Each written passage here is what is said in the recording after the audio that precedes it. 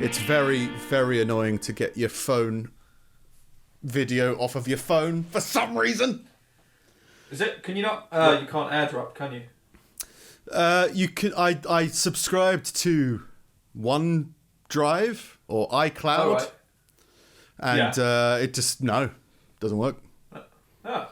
Yeah, I don't know whether because the files are like 36 gig. I don't know whether it goes like Pretty big. just nah, but it doesn't upload anything. So I'll cancel that and get that sorted. I started AirDropping, but you can only do it to a Mac, so it's probably no use to you. But you could do it to your laptop. But And then do it again. It's another step, isn't it? Yeah. Yeah, but it's just sometimes the phone just doesn't want to be read. When it's all wireless, maybe that'll change. But yeah, just it's just so stupid. But there's just more and more things that I need to start managing. I mean, like we ran out of online storage space a week or so ago. With the drive thing. Yeah, so got to manage that. And then I've managed it on local hard drives as well. But then if you're going to do that, you need a spreadsheet to point to where everything is. Where's this thumbnail in case we need it for the future? So organises shit like that. And then, website has kind of dropped off a little bit. I updated it, but I still need to do the social media stuff. And then, just tech. I hate tech. Always have. Always will. It's just work. Why do you need new batteries, tech? Just work. I plug it in, it's not happy. Why do you need new Why do you need new tyres? Like, because you wear them I don't get new tyres. I've got a flat tyre for the past couple of months. I'm fine with it. It's that's fine. Why when you take your car and it costs you like 10 grand. I've filled it with ice. It's fine. No, I just make one. I just roll one down a hill or something and install it myself. It's just every week. It's just, but I can justify having a car. I have yet to justify the podcast. No. There are obviously justifications. I still enjoy it. It's just like, it's just more things to manage. And I'm a single guy for a reason, I think. I don't want to manage SD cards and they're finicky, flaky, what's it called? Clingy. They're clinginess. Get away from me, SD cards. So I'm in a healthy place. We're on episode 223. This is episode 223. Oh, we've started. Yeah. We've merged from ranting about SD cards and batteries to welcome to the show. Yeah, why not? Behind the curtain. Nick's upset with tech. How strange. What's new? Still don't trust whisks. We're on YouTube. If you're just listening to us and you want to see our lovely faces, pop over to us on YouTube at Pulling Teeth Podcast. With social media, go for it if you want. The only other bit of the intro I've written, and we spoke briefly about before, but in case you didn't know, America was apparently under siege this week. So I thought we might address it. I don't know anything about it because I tried to Google it and tried to find information. You are going to get a very one-sided view from me, but I imagine you'd kind of agree with me anyway. So. But just one thing I wanted to know is: are they people broke into the Capitol building or something? Yeah. All I want to know is: are they still there? I don't know actually. Nobody knows. The New York Times doesn't know. The Independent doesn't know. Sky News doesn't know. I imagine they're not. You would assume so. They've put big barrier fences and shit up now. But they were inside. That's what's going to keep them in, isn't it? No, but I think they've got them out. I mean, people were shot. I assume, like... No, I'm going home now. Yeah. And tear gassed and all the usual stuff. Yeah, but there's no evidence. No one said whether they've left or not. That was the one thing I wanted to know. Is this like a... What was that thing in Seattle where they took over a block of... The Chaz. Yeah, the thing whatever that it was. Totally not like this and was like... like, did they... If it's under siege, like a siege is months, days, weeks. It's a long period of time. I think siege is just the dramatic word for people broke in because they broke a window and climbed in, I think. Yeah. But that's not necessarily a siege, but I guess it's just the buzzword. Yeah, so if it was raided, if it was attacked... If it was broken into and then people just went home, like, oh, okay, fair enough. It was. There was a bunch of people gathered, and then they marched down to Capitol Hill, and then they broke in because there was like thousands of them, and they were It's a build up of many different emotions. Essentially, a bunch of people that feel cheated, and they thought by standing in the corridors of a building, they win. Well, there was a discussion or something going on in the Capitol building that without which power could not be handed over to Joe Biden. So they were like, well, if we interrupt that, then we'll fuck with the system. And Trump's still president, kind of. Okay, fair enough. The funny thing to me is it was people analysing it are really confused about how it happened and why it happened, and apparently some of the security of the building opened doors, all these weird rumours, but the president of the United States told these people to march. The guy that's now been banned from Twitter and Facebook for at least 2 weeks. Oh, yeah. He told them at a rally that he's going to march down there with them and disrupt stuff. So, should the security at this government building obey the government and let them march down there, or no? Well, it's like, what's going on? It's like, well, it's just silliness, really. So the thing about it is that you'll keep hearing this word stochastic. Stochastic? Isn't that like a piano term where you press the key lightly? Dup, dup, dup, dup. It's basically like that's staccato, by the way. He didn't tell them to do it, but by what he was saying, you knew that they would kind of do it. And they're basically trying to now. What did they do to him last year that didn't stick? I can't remember. It's when you try and overthrow a president. I don't know. Impeach. They're trying to impeach him again now.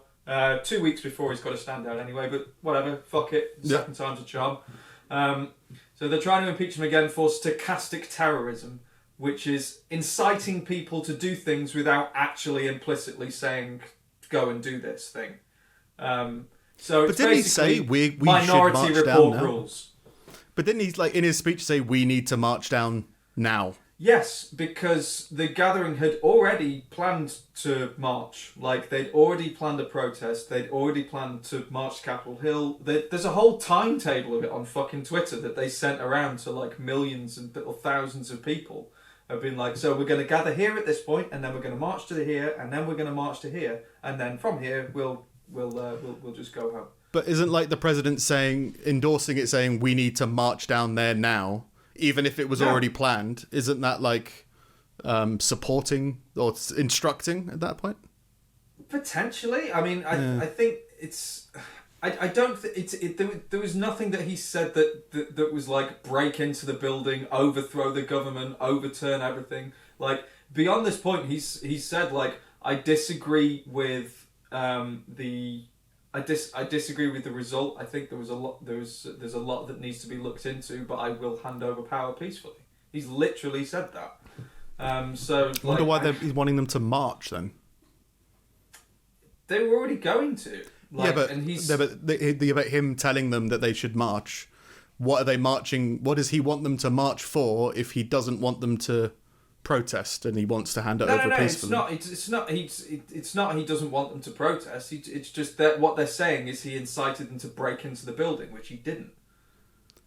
Yeah. Saying him inciting them to protest against something that he disagrees with is no different than any other organisation that spent the entirety of last year inciting everybody to protest against things that they disagreed with. Sure, but him saying that I'm happy to hand over, peacefully and do this, but at the same time, I'm definitely not happy, so you guys go down and march. Is there a conflict that I was trying to work out?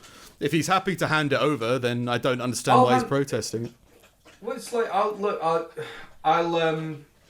it's like let's say you get fired from a job. It's I'll leave. I'm not going to hurt anybody, but I disagree with why you fired me. That's fine, but then telling lots of people to then go and protest outside the building for your benefit implies that you're not necessarily happy to leave. Yeah. And he doesn't have to be happy to leave. But at no point has he said he's not going to. Right, but when you said he's happy. I think I'm responding to your statement. I understand what you're saying. My thing is that it's this whole thing. It's the whole thing throughout all of this. The whole thing throughout the past 4 fucking years is like, I don't support this guy. I just think you're all fucking lunatics. And my point is, I think it's funny that it confuses the whole situation when the President of the United States has told these people to march. Like, do you stop the march? You can't, because it's been ordered by your boss.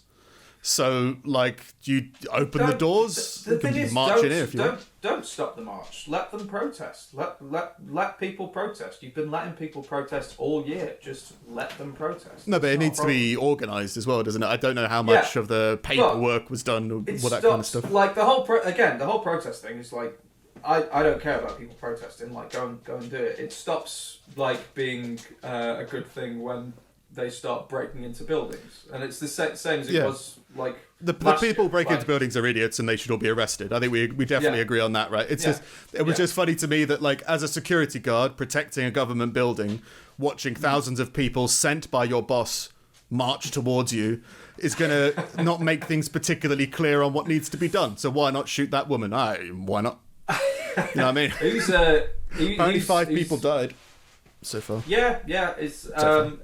It's I think the police officer that shot that woman has been sent on leave or something like that. Go on holiday. I think the commission has stepped down and like a bunch of stuff. But like, 3 people died from medical things. All this shit, which is like, oh well, I bet if all these people were black, then they'd all be shot.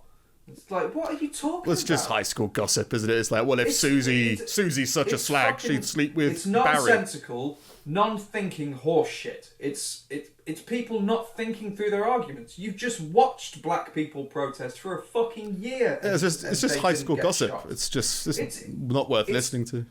That's the thing, and it's fucking nonsense, and it's the thing that the most striking thing about this whole thing to me is how much it's revealed people's hypocrisy. Like, I didn't think so many people were as fucking blind and stupid as they are, or as fucking entrenched in it and like with their side until they die. Like, the amount of people making arguments about this incident that they were not willing to make arguments about their own side doing pretty much exactly the same thing a few months ago. Are these people you know, or are these like the general public? Yeah. Okay, fair enough. Yeah. Fair enough. I culled a lot of my friends. I don't know, when I was like 25. Like that. Yeah. I talk to my dog now. My dog pretty much agrees with most of the stuff that that I do. Have you been punched in the face, by the way? Is it that? There? Yeah. I don't know. I don't know what it is, actually. Experimenting with lipstick in new and creative ways? It doesn't hurt or anything. I don't know what's happened. It's just that laser pointer I've been pointing in through your windows, so that's why your sleep has slowly been burnt into your face. That happened to a helicopter recently, apparently. Apparently it happens to planes all the time. A laser pointer got punched in the face? No, a helicopter got punched in the face? Yeah, by a laser pointer. Yeah. Oh, right, okay. Like people shining laser pointers at aircraft to try and make them crash. Apparently it's a whole real thing. Saw an article on it today, actually. Yeah. But well, I think that's part of the thing, isn't it, with people trying to get involved in politics and current events is... Yeah, it's the same argument from 10 years ago of people just don't really know what they're doing and they're just kind of emotionally reacting to things and hoping it has no consequence whatsoever. It's just, I mean, like, okay, just a simple example of like, this isn't a protest. These people are terrorists. They're attacking a government building and disrupting the government. Which government? The one that you hate? Yeah. And the one that you've been arguing about for the past 4 years? Yeah, those. They're attacking those people and we can't have that. Haven't you been doing that for the last 4 years? And like, haven't you been arguing against them? And wouldn't you have done this if you actually had the fucking balls to, some point over the last 4 years? Probably, yeah, but you haven't. It's just the ball. They just walked into a building, I think, didn't they? And they picked up some stuff, like the balls.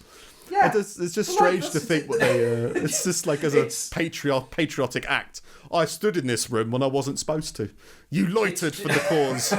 Yeah, and I walked around in this building while these guys were having a meeting. Yeah, it wasn't like The Negotiator, where you call Kevin Spacey and tell him to negotiate you down from whatever the fuck building he was in.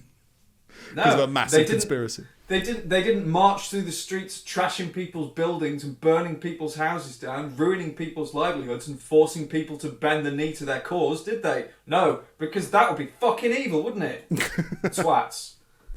Yeah. Well, it's part of the reason. Insurrectionists. That's what they've called them. It's what? Insurrectionists. It's an act of insurrection, trying to overthrow the government. Isn't that where they try to clone Jean-Luc Picard or something? I don't know. Yeah, I think that was Star Trek Insurrection. Tom Hardy's first big acting role, anyway. Oh, right. Yeah, he Captain Jean-Luc Picard. Social media, especially with this craziness and people reacting to it and trying to find a cause they believe in. Just stop believing in causes, shut your door, and go to sleep. That's the thing. Like, I don't think it is people. I don't even think that these are causes people believe in. It's all just.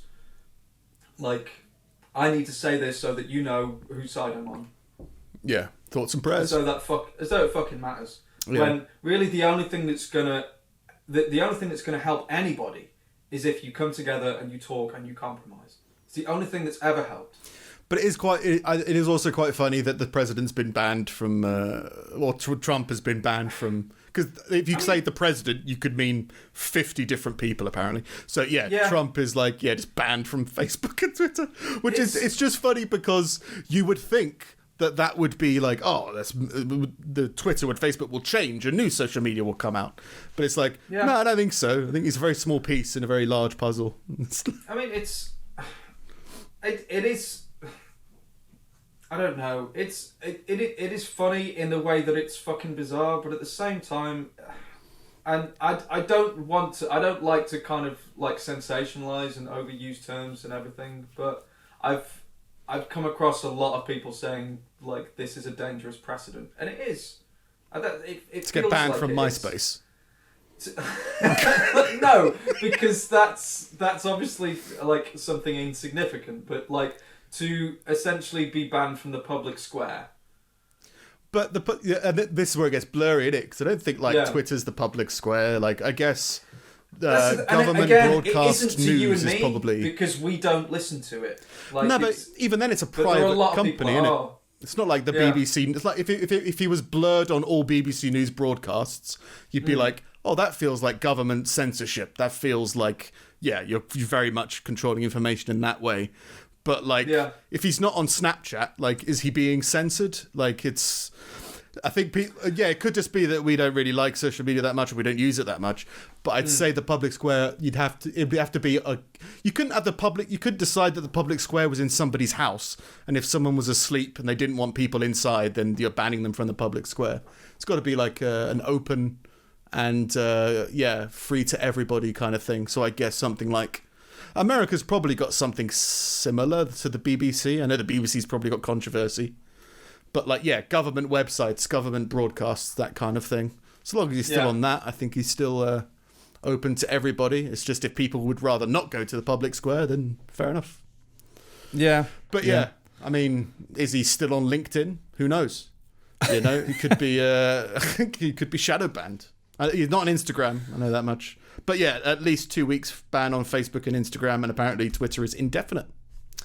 So excellent. Just something I find funny, because I think as well, because people revere these politicians a lot as these people are grand leaders and they can't, they've got an anonymous Twitter account. There's something funny about that egg.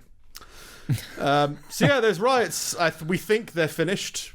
A policeman was killed. I couldn't find any information about that, how he was killed. One woman was shot by a police officer because they were being, that was it. Is if they're breaking into a government building, you would understand aggressive force being used to defend it. But when it's conceivably, potentially, passively or indirectly endorsed, or the president told them to go there, then you go, that becomes, I'm saying it was right or wrong, but it becomes more confusing, where it's like, should they shoot if the president has told them to go to the building? I don't know, but maybe they could have. But yeah, 1 woman was shot by a policeman, and the 3 died from medical things is the most that I found. So maybe someone had, I don't know, lupus on the way. So maybe someone fell down from the lurgy. In other news, another cheerier news. Oh, how are you, Steve? We went straight into the siege because I didn't want to forget about it. We did. So it sounded dramatic. How are you, apart from getting punched in the face? Apart from getting punched in the face, still don't know what that is.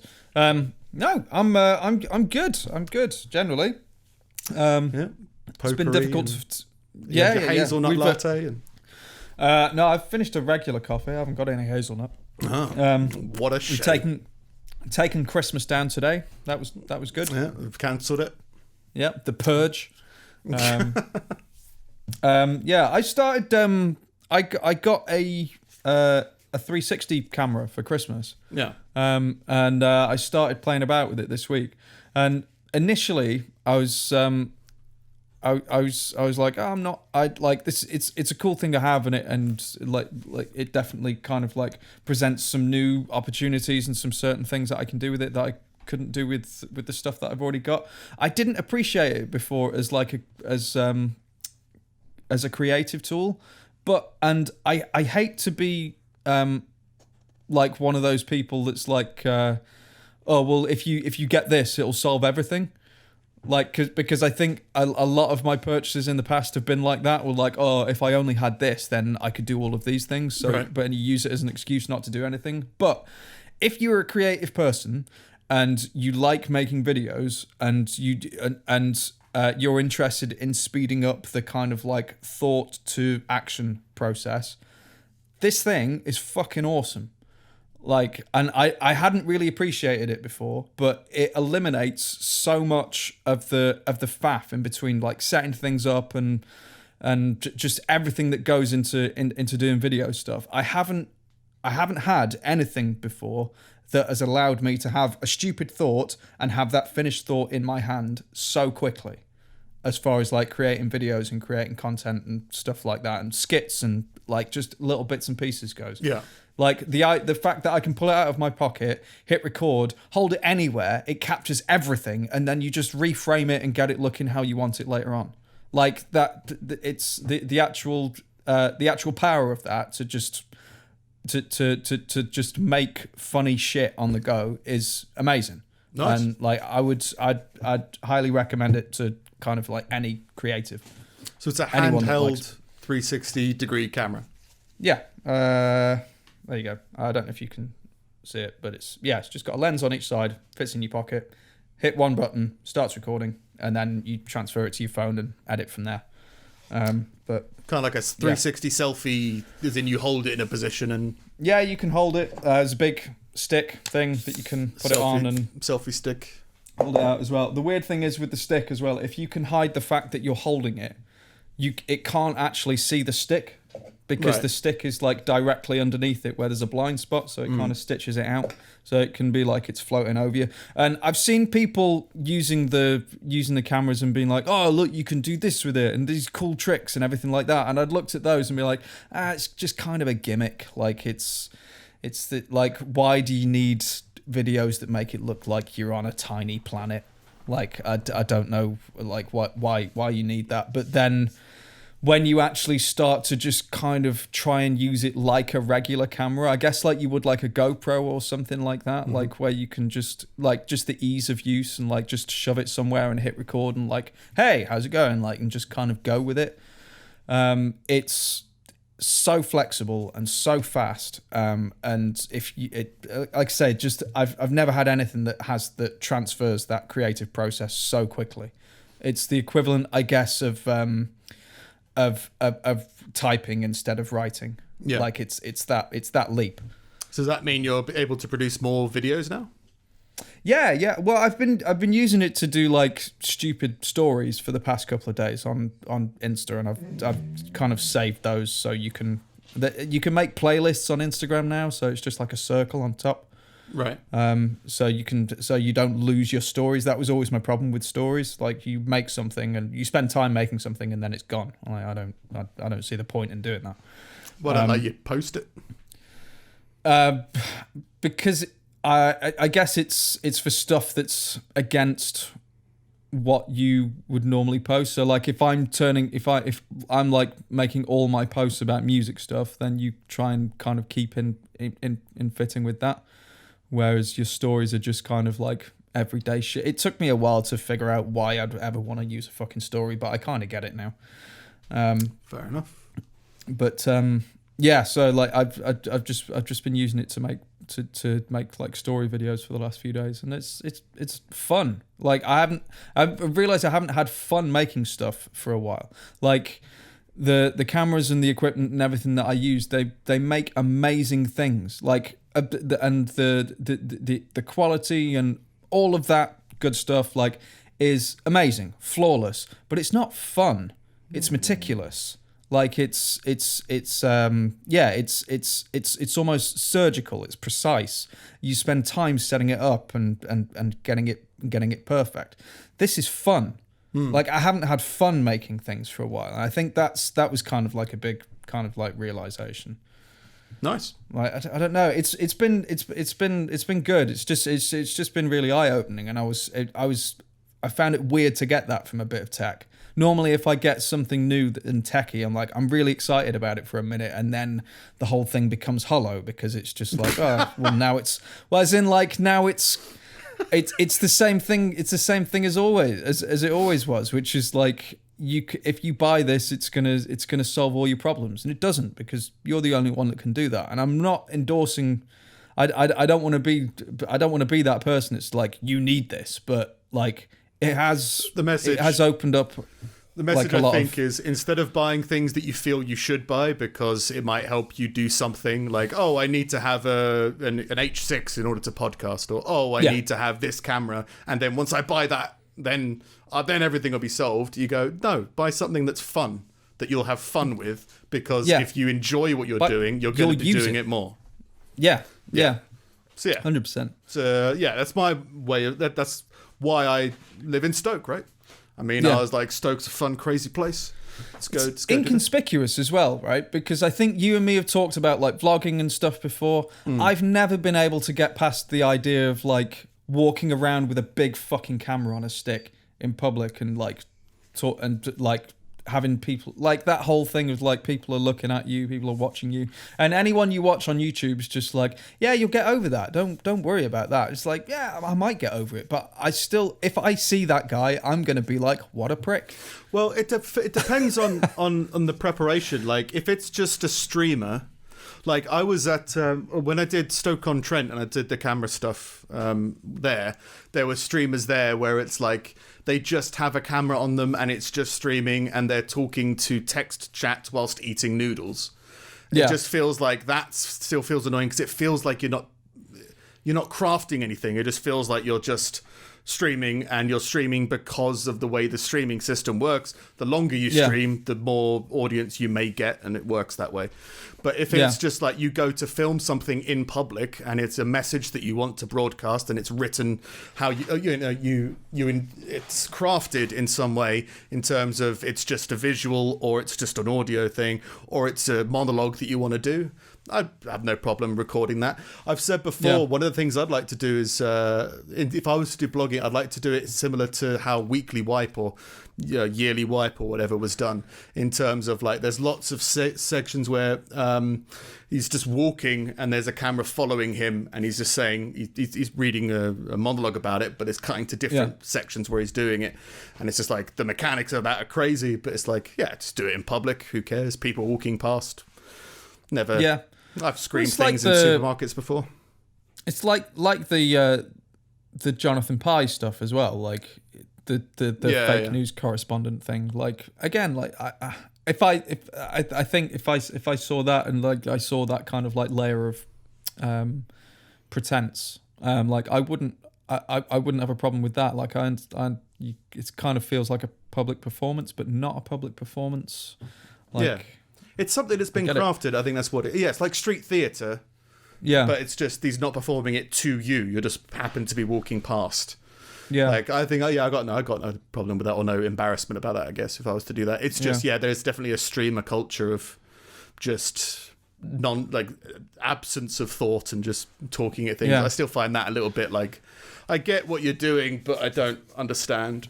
Yeah. Like, I would be interested to see some streamers maybe, but still, I'd be like, I'd rather watch something that someone's created rather than what someone's stream is.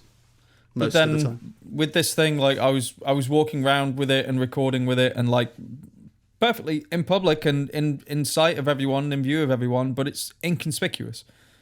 Because you don't have to frame yourself. You can literally hold it anywhere, and as long as you can see it, it can see you from whatever angle that you're holding it. Yeah. And like it takes that worry away from you. Like I was just walking around with it in my hand, like almost with my hand by my side. And you just frame it up afterwards, so it's looking at you and stuff. And like you can shoot without any worry. I imagine you get kind of like halfway there from like just using a GoPro, just because it's like small and inconspicuous and stuff. Yeah. But yeah, again, like I just had an absolute blast with it. Nice. I'd recommend it to anyone that likes making stuff. More production, more creativity, always a good thing. Yeah. In the news, though, should get into the news, half an hour in. More dramatic news: a giant sculpture of a vagina on a hillside in North Brazil has fueled a culture war. So, yeah, just there's a war over this massive vagina sculpture between leftists and conservatives. It's a it's a political war. Well, you got, but there's like, I can't remember what the test is, but there's all these tests about, are you conservative or are you Labour or whatever the terms are. And I didn't realise one of the questions were giant sculptures of vaginas. Oh, yeah. Well, no, I've not seen that or against it. It'd be about public decency and stuff, wouldn't it? Yeah. Called Diva, the Vivid 100... I think people have got a problem with vaginas. The Vivid 108-foot concrete and resin sculpture by artist Juliana Natari is on site of a former sugar mill that has been turned into an open-air museum in Pernambuco State. So this sugar mill is now a vagina, and people are pissed. Unveiling the installation last week, Natari said it depicted both a vagina and a wound, questioning the relationship between nature and culture in a phallocentric and anthropocentric society. So I think when she says it's a wound, I'm assuming it's the meaning of it is it's a hurt vagina, I guess. It's not like it's either a vagina or it's just someone's got stabbed in the eye. It's like, no, I think it's... these issues have become increasingly urgent today, she wrote on her Facebook page, accompanied by a series of photos of the vast bright red sculpture, which took a team of 20 artisans 11 months to make. Bright red vagina? I guess that's why it's wounded, right? I'm assuming it's bleeding, I guess, if it's bright. Well, it's not bright red, because bright red isn't blood, is it? Artisan vagina maker. Yeah, 11 months. A lot of care put into it. So yeah, with all due respect, some social media responses. With all due respect, I didn't like it. Okay. With all due respect, yeah. I don't like you.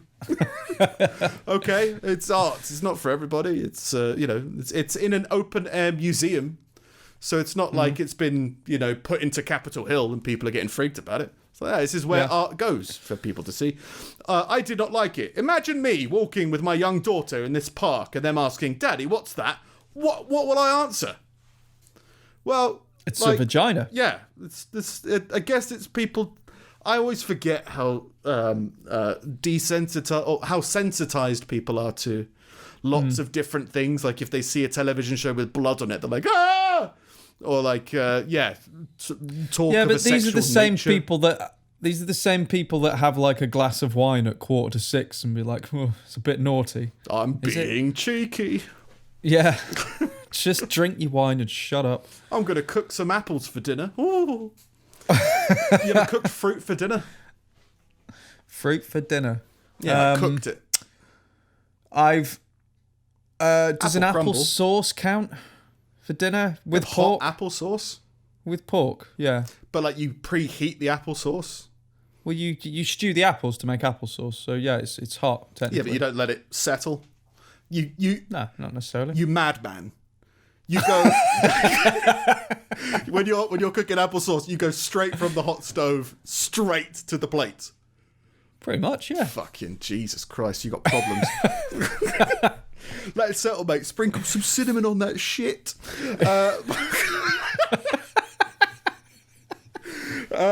So yeah, why are you going to make me talk to my daughter about sexual health, about human beings? You're going to make me broach a subject that I'm not comfortable with. There must be a point. I mean, right. Maybe we're normal people. Let's assume that, right? I reckon it's probably believable. Why would you assume that?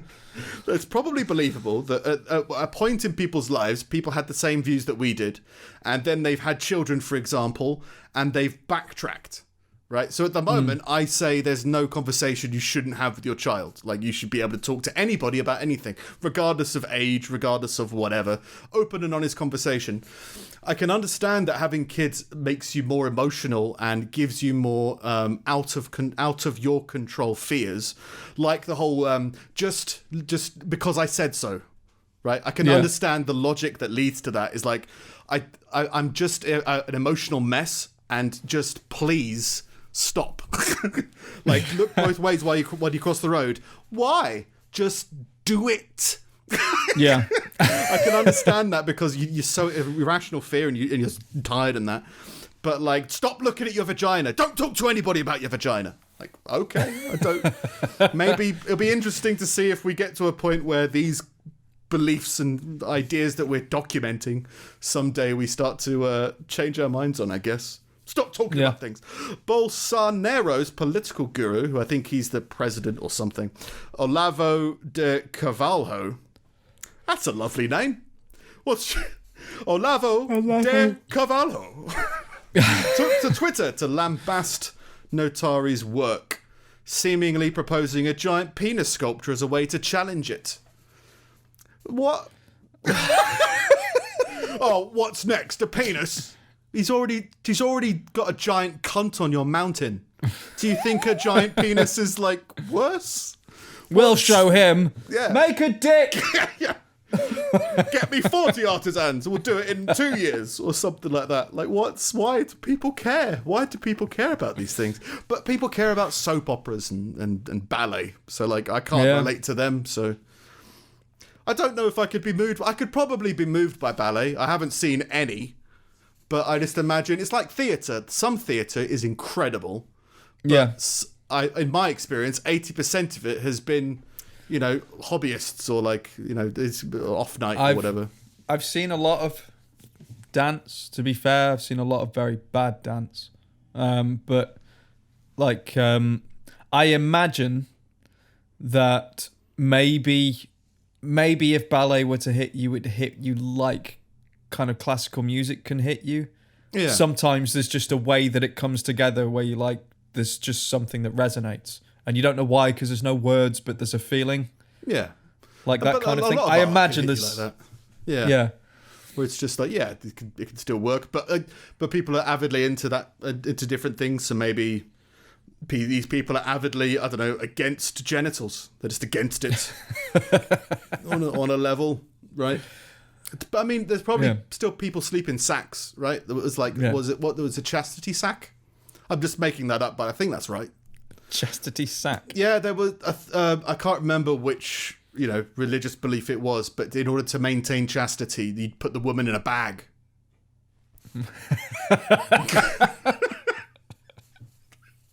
I think that's a real, maybe it's, I think that's a real thing. Get in the bag.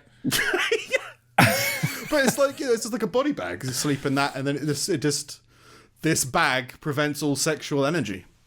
So I mean, maybe they could put a bag on that mountain. So put a bag on the open air museum. Close that air museum. Bag that vagina. Yeah. Red. Stop being red. What does red mean? Well, there's lots of different things. Just enjoy it. COVID. I think at one point you weren't allowed to say it on YouTube, but I think that time has passed. Fuck it. Yeah. One of the side effects is people aren't eating as much egg. So egg farmers are having to massacre chickens. Because... I'll read through it. A fall in bulk egg orders due to lockdown could lead to chickens being culled. So, because... People aren't having as many kids. Better kill all the women. I guess kind of. But, like, yeah, they're producing eggs that aren't fertilized or whatever. But, yeah, there's no one... The demand's dropped because apparently schools are big fans of egg. I didn't have... I mean, I know there was school meals at my schools when I was growing up. I don't remember any eggs at all. No, I think it's that they use them in, like, the desserts and stuff. We don't usually have desserts in everyday life, but kids have it every day at school. But I don't think my school even baked desserts. I think they just ordered everything in. And I didn't go to, like, a nice But school. those companies have to make it. Yeah, fair point. Eggs got to come from somewhere. But, yeah, I guess that makes sense. Fluffit's Farm, fuck off, near Fording Bridge. Fluffit? Fluffit. Yeah, Fluffit's Farm. Kill all your chickens, I hope they die. Stupid happy name. Had been supplying free-range eggs to 350 schools in Hampshire, but orders stopped when they closed. Ben Jackson, the farm owner, said, if you can't sell the eggs, you can't still keep feeding the chickens, and therefore something has to give. We'll just sell them for meat. Yeah, well, that's what you say is, well, if they're not eating these eggs, then, well, I've got 4,000 extra chickens. Kill the chickens, sell and sell them. He said he hoped to work out a local delivery system to avoid culling his birds. Door-to-door egg. Yeah. Yeah. Please have an egg. Please, or this I'm going to have to kill this chicken. Please have an egg or this chicken will die. Mr. Jackson, who has been selling some of the surplus eggs off on social media. Anybody want an egg? On Facebook Marketplace. Eggs. Has more than 13,000 chickens, laying 12,000 eggs every day. The cancellation of his school orders has left him with about 4,000 spare eggs a day, and obviously restaurants and pubs have closed as well, so that's affecting him as well. So, well, like, what's he going to do when they reopen again? Well, that's the thing. It's custard. What's going to custard? Isn't that every egg? dessert's got custard? Yeah. Didn't think about that. I was thinking about the sponges and stuff. Yeah. Like, it's going to take him a while to build his stock back up. Yeah, we're going to be ration out. And Angel I don't Delight. imagine he's the only one. So the schools are going to be like rationed for a good, maybe 2 years while everything kind of builds back up once it all opens up again. Yeah, well, I mean, I guess what's the lifespan of a chicken? I think, like, they grow up pretty quick, don't they?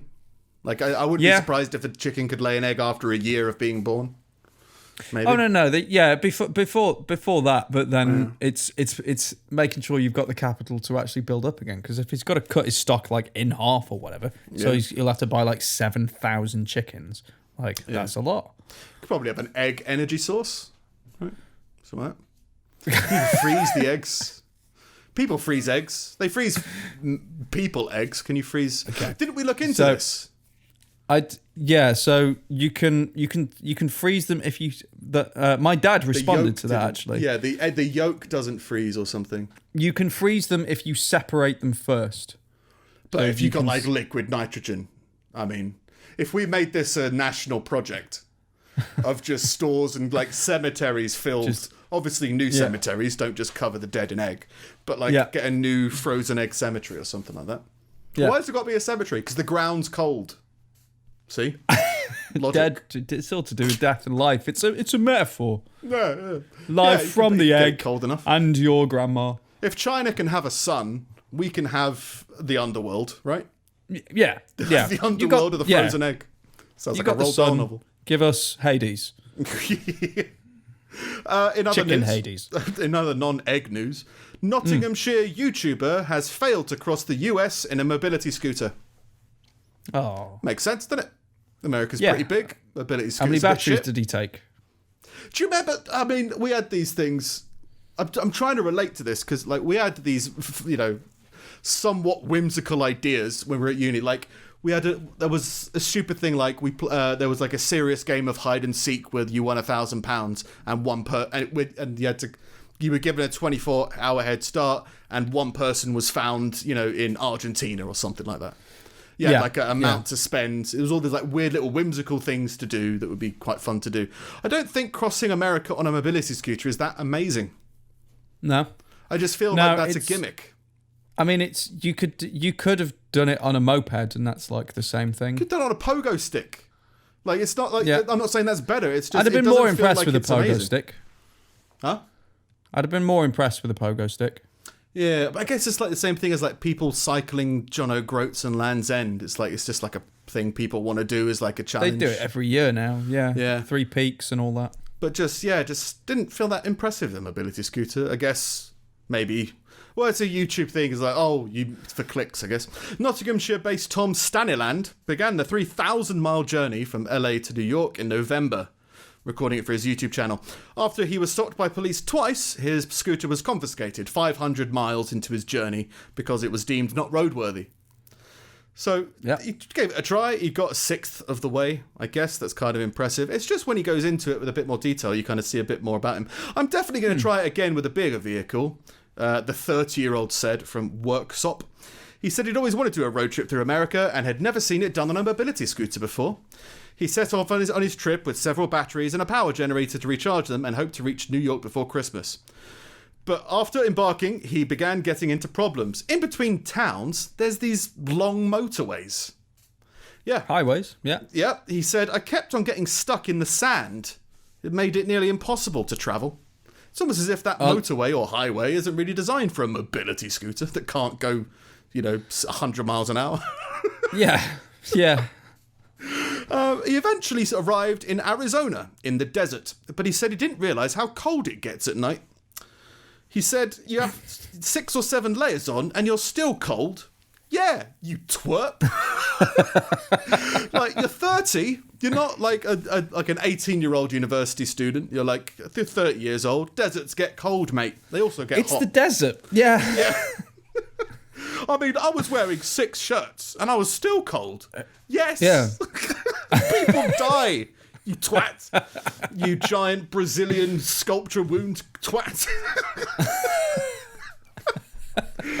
Eventually, he was stopped twice, given a written warning. And it's a fair play to the police, right? Because, the police must have been like, what are you doing? You're going to die. No, it's for YouTube. Oh, okay. Well, we'll let you off once, but can you get to safety? No, second time. Like, no, fuck off, mate. All right, like, go yeah. I don't want to come out and collect your corpse in the morning. No. Like, this is just a whole thing. He said, been followed by vultures. And the vultures are just other YouTubers as well trying to... I found the mobility scooter and a dead Englishman in the desert. The new suicide forest. He said, I was devastated that I couldn't complete the challenge, but I was also relieved not to have to tackle that desert. Well, just plan ahead, mate. Like, you're 30. Yeah. Just, you could have done this. Yeah, you should have known when you were going to stop and planned out your route and been able to do something about it. But if you're just going to wing it, you're going to get fucked. Yeah. Anyway, other COVID news real quick. Not COVID news, it's just another article that I found funny. When Rachel Powell's 1-year-old daughter met her grandparents for the first time after months of COVID-induced separation, she screamed as she didn't know who they were. Hang on, this baby's crying. Let's just call BBC News real quick. But yeah, they're trying to make the case that this 1-year-old doesn't remember them because of COVID. Because of this social isolation. She met them when she was 4 weeks old. I mean, they introduced each other. They played Scrabble, whatever the fuck it is they did. No, your 1-year-old is just... that's the funny side. And I guess the serious side is, there's a load of babies that aren't being socialized in this period. And it's like, I reckon it's not ending. It's not like crazy and insane. It's not crazy detrimental, but I reckon it will have an effect of if you're not subliminally surrounded by people as a baby, you may have a different attitude towards socializing and that as you grow older. Yeah. If you're not accustomed to it, especially if you're just screaming at your family whenever you see them. Yeah, could work. It's like, those first for that first year is like meant to be very important. Like the first few years are meant to be very important. They can shape kind of the way that you approach everything as a kid. But if that's it true, all has a knock-on effect. Like, why are kids' TV shows not like tailored more? I mean, I'm sure they are, right? Where they say like bright colours and soft sounds, can affect the mental state of the baby. But like, if you want to raise a superior next generation, shouldn't you be showing them like don't show them Fear. Gordon Ramsay, show them show them Gene Simmons. Yeah, show them something surprising. Show them Gene Simmons. Introduce Gene Simmons. Yeah.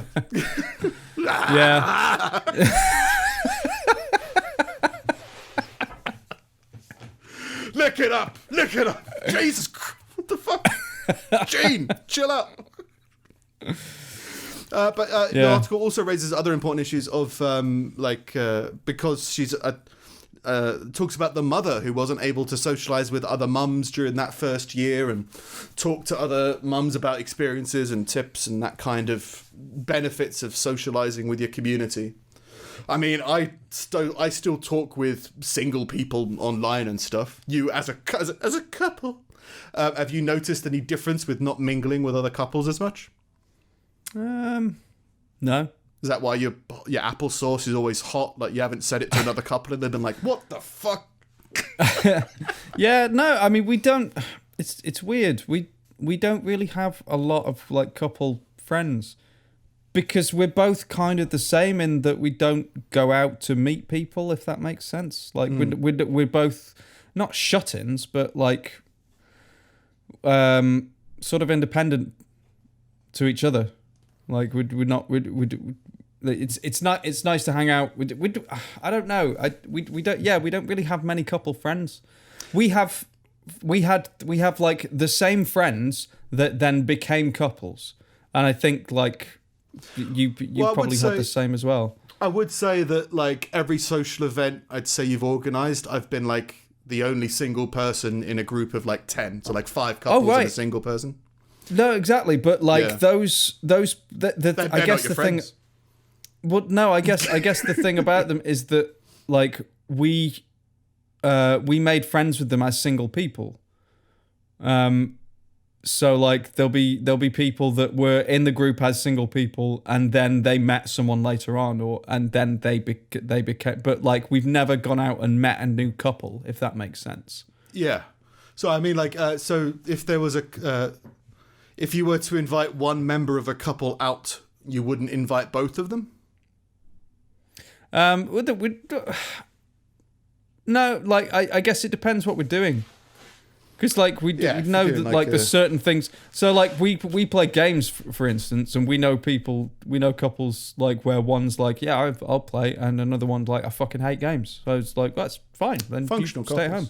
Yeah. Yeah. Well, just like not even like one's like, oh, I love games, but just one that's open to it.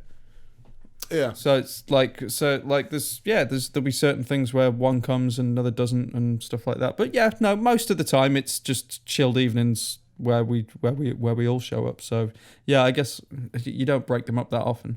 But then there's quite a few times where I'll hang out with one on their own and Vix will hang out with one on their own and stuff like that. Yeah, well, maybe it's just from the outside looking in. I'd say there's a lot of coupley conversations that people in couples have, and I reckon the absence of that would probably could maybe have an effect on people, but I don't know.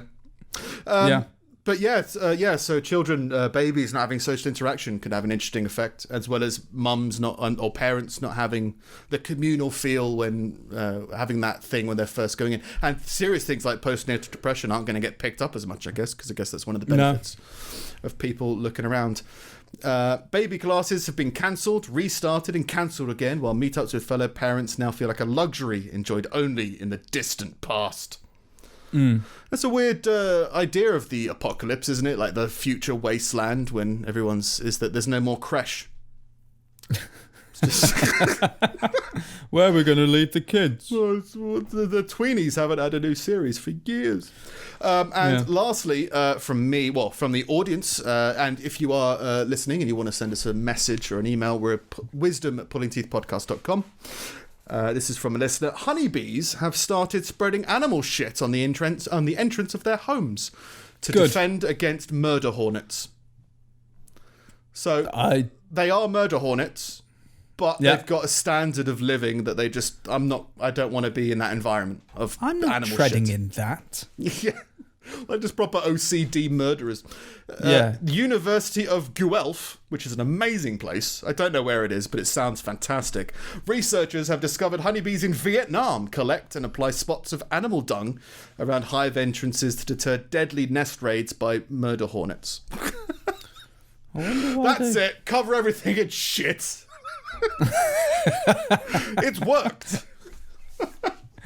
But at what cost? How do you... Like... I understand things from a human perspective where we've got like, or even you can go as far as something with something else with intelligence like dolphins and shit like that. But like, I understand things from our perspective where like we work things out through trial and error. Like, what do you think would deter them? Well, they don't seem to be flying around this bit over here. What's around here? Oh, there's cow shit and stuff around here. But for a bee. Like, does a bee figure that out? Even more so, they have to communicate that through dance. How moving was that ballet? How do you dance? Fuck it, cover everything in shit. What, our shit? No, not insect shit. Animal shit. Go out and pick up shit. Get me some 80s synths. I've got something depressing to say. Maybe it was just like a really depressed bee, and he's like, he looks a bit shit. Yeah. Oh, is this? Maybe this is his message. And then he wakes up, and they've all covered everything in shit. He's like, oh, guys, I mean, I've got restless leg syndrome. Just when I sleep, my legs just move. Yeah. But we did good, right? We did what you said, right? This is what you said. I mean, guess. Fine. I mean, yeah. Why not? I mean, are there murder hornets here now? No. Well, it works. No. Right. Yeah. I'm a genius in my sleep, I guess. Have you tried entombing the whole house in shit? Well, then we haven't tried everything. Let's go. But yeah, so interesting shit-covered bees, I guess. That's me for this week. That's everything from interesting. me. I've only got a couple of things because most of what I was finding was all riot stuff, and riot stuff's boring. Yeah. This is one that I actually thought you'd have because you normally do cover local news. 2 men in Staffordshire were arrested this week after butt dialing the police while robbing a house.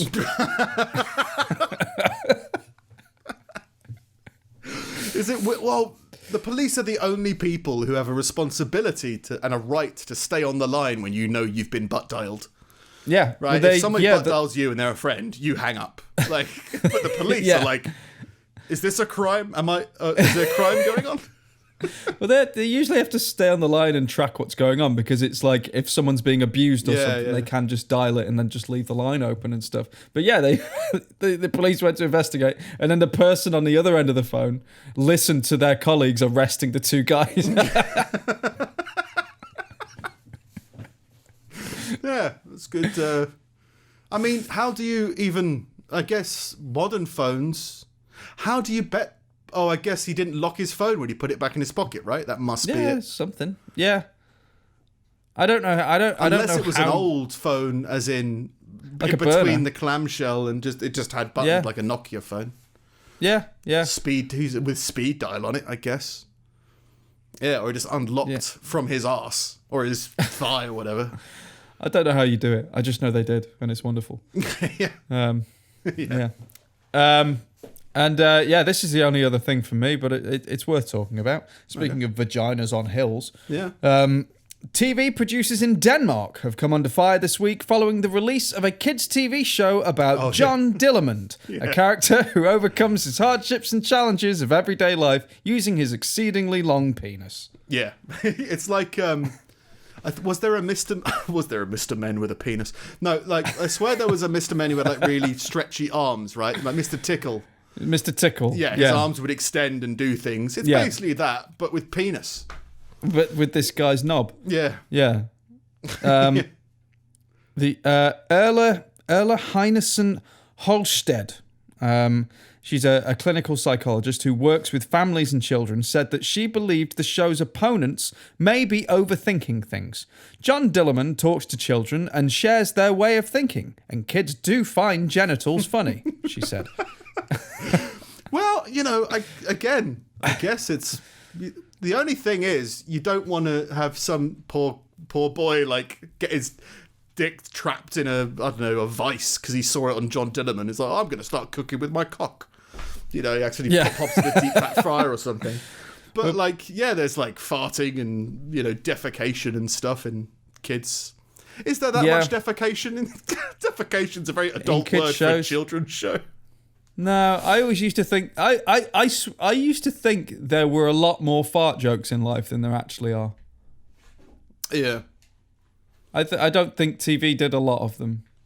Or maybe I was just watching different things. They were, but just as a kid, because you found them funnier, you focused on them more, I guess, if you know what I mean. Like, I remember there was a Goodness Gracious Me skit that I found really funny when I was a kid. And it was just like a song about being old women. And it was these two women singing on a park bench. And there was a line of like, nobody cares when we fart. And I just found that hilarious when I was like 8. So I just kept on watching that thing over and over again. But I don't think Goodness Gracious Me had lots of fart jokes in it. I think it was just... No. It had one in that I found funny. An observation. Yeah. But I mean, Pingu fucks up stuff with his beak, right? Yeah. There's loads of... It's a weird string to pull at, right? It's a weird string. Because obviously, I think it's... Well, I'm assuming it's animation. I don't assume it's Hollywood CGI, children's kids show with penis antics. It's just, apparently, this network is like known for it's DR. I don't know what that stands for, but they're the Danish equivalent of the BBC, like publicly funded kind of deal, and they're quite known for pushing boundaries, particularly with like kids TV shows and stuff.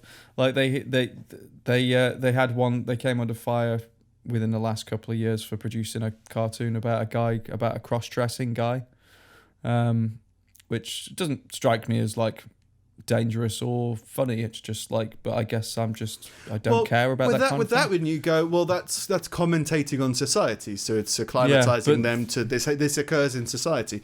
There's not that many dick ventriloquists. No, or dick puppeteers. It's like stretch arm dick, stretch dick strong. Yeah, but when you write, we're just desensitized to it, because if you analyze the Teletubbies, it's pretty fucked up.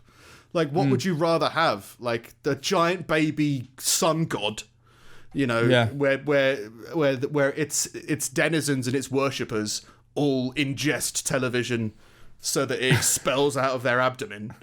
It's like, it could be that's all equally fucked up. This one just happens to have a groin in it, I think, and that's what makes it. People kind of, we haven't seen that much of that before. I do remember there were a lot of parents when we were younger that came out against the Teletubbies. They were like, this is dangerous, this is... Yeah, because of the language, wasn't it? I remember that argument of like, they don't speak because properly. It's teaching like baby talk and stuff, which is actually a thing. Like, I do get that because kids imitate. But yeah, my younger brother was around when it was like a baby when Teletubbies came out, and he was speaking like Teletubbies at first. Yeah, not at first. But if you talk to your kids enough, you shouldn't have that problem. But parents don't want to talk to their children, Steve. We've established this. They want them to watch television. Shut the fuck up. Like, I maintain my right to judge in that situation because I don't have kids, and because I know I wouldn't be that responsible. I think one of the things I find really funny, I'm finding funny as I get older, is the really dejected father on like a family trip who's just like, I don't want to be at Disney World, but I have to be here, so I'm doing it. And it's just going through the motions and then trying to do something else. It's funnier. It's a guy in a suit. It's a guy in a suit. But it's just, just doing family trips and like, it's just funny when like, obviously it's a sad marriage because the father just doesn't want to be there, doesn't want to spend time with his kids. There is something I always thought would be good, which is like, I remember when I was a kid, I always want the photo of like yourself on the ride. Yeah. And everyone having a great time. I was like, if I could have a collection of those with me and my family and me looking miserable in every single one of them, I'd be really happy with that. I would treasure that. Yeah. Oh, remember the wonderful times. Yeah. Everyone always tries to do something wacky, like, pretend you're reading a book or something. It's like, no, just look unhappy. Like that's default to misery. That's timeless. Everyone gets that. Misery loves company, and maybe we'll get sponsored one day. Who knows? Yeah. Anyway, the show depicts a man who is impulsive and not always in. This is the psychologist carrying on, and who's not always in control, who makes mistakes like kids do. But crucially, Dillermand always makes it right. He takes responsibility for his actions. When a woman in the show tells him that he should keep his penis in his pants, for instance, he listens, which is nice. He's accountable. That's nice. That's heartwarming. Nice. That's a greetings card. When a woman in the show tells him to put his dick away, he does it. Well, it's very responsible. 4-year-old. Incidentally, Dillermand is slang in Danish for penis man. So his name is John Penis Man. Well, that makes sense, I guess, right? Yeah. Yeah. Sure.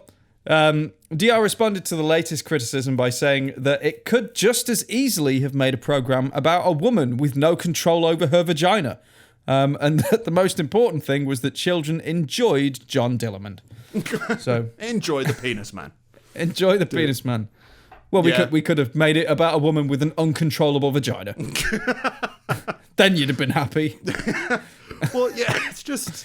Yeah, I guess it's just people don't like genitals. I think that's what we're discussing today, right? People just don't like them, don't want to talk about them, want to pretend they don't exist. They're not on our mountains. They're not bigger than mine. Yeah. Maybe that was the issue with the giant vagina, is that genital's larger than mine. It's just like, maybe. Like, that's the thing. It's like, I don't care about that, but this whole cartoon thing is like caused outrage because they're like... it's a typical representation of the patriarchal society forcing itself upon the world. And it's like, no, like there's a giant vagina on a hill over there. I'm saying that's perfectly fine. Like, I don't really care about this either. Yeah, it's just GCSE drama again. Because what I did in GCSE drama was just try and find a meaning anywhere. Just try and exercise that muscle. But it's just silliness. But like I read today... because I forget that new musical artists come out every year, right? Like, who was the... who was the most recent famous one? Blue hair, woman, young, 21. I think she did a Bond theme recently or something like that. Was it Billie Eilish? Yeah, Billie Eilish. Like, I think she came out quite recently, right? She's quite new. I'm not a big fan. But within the last few years. Right, yeah. And then there was another one, Holly Humberton or something. When I was looking for articles today, she wants all of her lyrics are designed to be given as tattoos. Like, if you can't envision your lyric being tattooed on somebody and that tattoo being shit, then they're not going to put that lyric in the song. And you go, well, this is a new wave. This is a new genre of shit tattoo music. Yeah. So, like, if you've got these new artists trying to find new ways of doing things, you're probably going to have that in children's animation and television shows and that kind of thing. And it doesn't seem like a crazy boundary. It just seems like a silly boundary. And if it's got to be entertaining to parents as well. I'll have to look at her lyrics.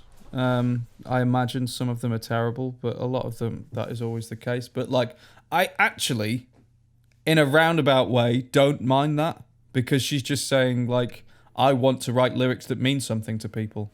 Yeah, which I think that was in the modern general music point. Is in modern music, or something for a while, at least in the mainstream, is something that we've been lacking. Like, it's all just generic pop shit. But it was just like wanting people to get those lyrics then tattooed on them, and for those tattoos to therefore become naff. Like, you know how some people... like I would get lyrics tattooed on me if I was to get a tattoo. I can find lots of lyrics that I'd be like, oh, that'd be quite cool. Well, tacky, that's the word, isn't it? Tacky. People would be like, oh, you've got live long and prosper or whatever. Well, that's the thing. I think the problem with it is that, okay, so you've said you want to write something meaningful, which is great, but you want to write something meaningful because you believe it will be marketable. That's crap. That's not the reason artists. to write something. Not record companies. You're not gonna have something written on you if it's not marketable. Oh, have I lost you? Hey, are you back? Yeah, no, you're there. I'm there. You disappeared. Yeah. Yeah, all good. You there now? Yep. Okay. Yeah. I don't know where you got up to. But yeah, just if there's new waves of musical artists trying new things for whatever reason, I think it makes sense that those boundaries are also pushed in television, including children's television. And it is silly and it's got to be entertaining to parents, right? So I think there's an element of like, why is this wrong? Don't invade Capitol Hill over this. Like, there's a penis man. Chill out. Yeah. I guess it's just they don't want people being lured into the forests by the promise of a penis man from the local community, right? I guess. Yeah, and that is a fear. Yeah. It was when I was a kid. I don't think I was ever abducted. Well, I was. But not like by people I didn't know. Yeah. Forgot about that whole thing. But yeah, I've given lifts to strangers before. Completely. I was at a petrol station when I was 17, and a woman came over and said, I can't remember what she said, but she wanted a lift to her house, and something was going on. I was like, yeah, sure, I don't care. Could have gone wrong then. I never got lured by a psychopath, but then I do think I am a psychopath. So, we stick together. Yeah, maybe, but not in a traditional way. You don't go looking to hurt people. Oh no, but I could hurt somebody. I just wouldn't look for them because I can't be asked. Yeah. Fair enough. Yeah, but yeah. So yeah, I see no problem with the penis puppetry television series, but it's something for society to discuss, I guess. See what they think. Oh, yeah. So yeah, all right week, I guess.